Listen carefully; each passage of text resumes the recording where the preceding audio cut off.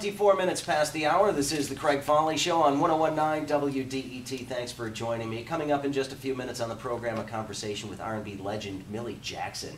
She's going to be performing at the Masonic next weekend, and unfortunately, I can't play a lot of her music on the air because there's not a lot of lyrics that are able to be aired, if you know what Millie Jackson is all about. So she's going to join us in a little bit.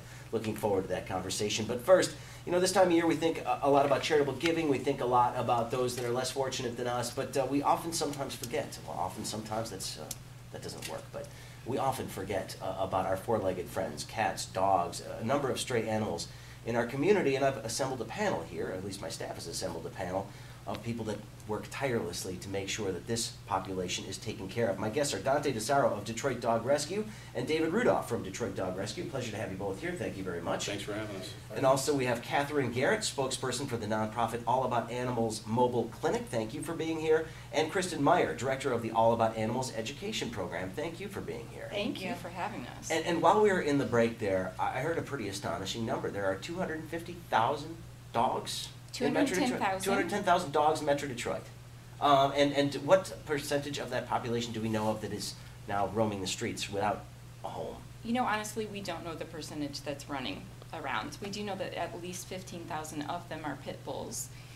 Most of the animals that we found in our experience that are running around are tied back to somebody's house, but unfortunately there's a different concept of pet ownership, and that's something that we're trying to get into the neighborhoods and actually talk to people and give them the information needed to have a little bit different sense of pet care and keep them inside and off the streets where they are prone to a lot more problems. Well, Dante, you know, you and I've talked about this before. I mean, finding these dogs, especially those that are on the streets, it's not easy to find them. It's not easy to necessarily capture them because they're naturally suspicious of people. So getting an accurate count, it's not like the DNR tracking geese, you know, where they put the collars on them, or is it? Yeah, accurate counts are hard to obtain. Last year, a little bit over a year ago, we received a number from the city assessor's office of 50,000 stray dogs. This was a number that was given to us by them. But yeah, I would say it is a hard task to do. You can't, like a voting census, go door to door with a pamphlet asking for the dogs to fill them out. That's not going to happen. Well, I mean, these dogs end up on the street somehow, and I mean, obviously some of them are breeding with each other and having more puppies that are then basically raised in their entire lives in this sort of an environment, but how many of them, do we know how many of them are indeed abandoned by owners? It's a common occurrence, and it really is. It's just lack of knowledge of proper pet ownership. People just don't know. I mean, it's a lot of pet purchases and dog purchases by residents. It's an impulse thing. They think they want a puppy. They want a puppy. Then they see what it takes for the financial end of it, the upkeep, the training, and the right way to raise this animal becomes a burden. And a lot of times people are afraid that if they give their animal up to animal control or organizations throughout the city, that it will be euthanized. So some of them really think the best option is to open the side door and let them fend for themselves, which is just not the right option at all. Well, Kristen, and it certainly seems to me that that's one of your jobs as running the education program is to let people know what they're getting into before they make this decision. Exactly. That's the goal anyway. Yes, most definitely. And once they have the dog, I'm assuming you can still help them work their way through this. You know, we try to teach them about, you know, the vaccinations, spay and neuter, deworming. A simple deworming can make a dog much healthier.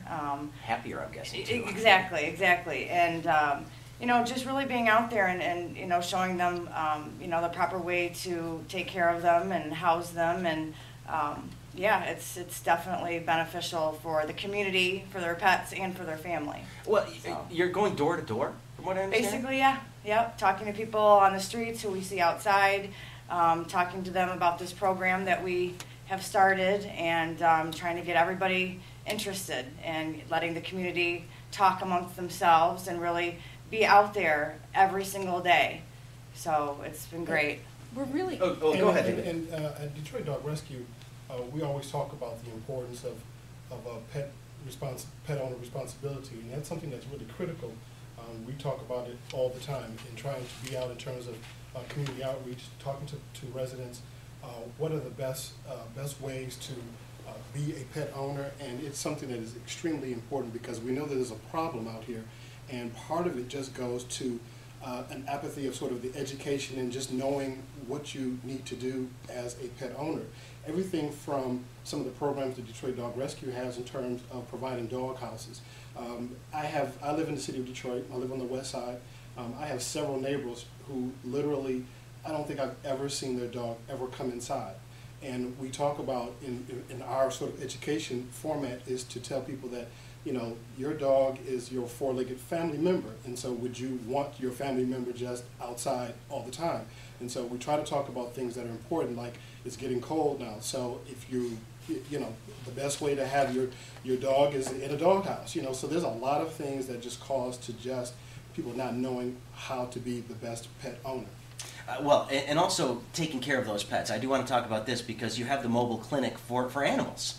We do. So talk a little bit about that, and who gets to take advantage of that. Well, we're really excited because we've become part of the Humane Society of the United States Pets for Life program. Okay. And that's a program that's in 18 cities right now, and its whole focus is building relationships with the people that are there taking care of the animals and giving them the information that they need to take care of them properly, the resources to take care of them, and access to those services. Because what we're finding in most of these places, they do love their pets, they do want the best for them, but just like David said, they don't know a lot of times how to take care of them, and they don't have easy access to the services that are needed, nor even know that those services should be done. So what we've done is we've got a mobile van. We've got also a clinic that we opened up in Detroit on Spring Wells as well, so they can do walk-in there, or we have the mobile van that does spay and neuter. At the same time, they can have access to vaccinations, deworming, heartworm test, feline leukemia and AIDS testing, all the type of services that they're going to need, while Kristen's going door to door and educating them about these possibilities and giving them the awareness to be able to utilize those services as well. So we're very excited about that. Right now we have a grant in specific two zip codes, and that's courtesy of PetSmart Charities and the Humane Society of the United States. So for example, 48201 and the other zip code is 48208. They can have free vaccinations, free microchipping, free spay and neuter, you know, the free deworming. And it's so important, that identification, because just as, you know, Detroit Dog Rescue finds dogs running around, a lot of those dogs are owned, but people don't realize to keep them inside. They don't have proper identification. People find them, people take them, you know, thinking that they're not owned. A lot of the times they are owned.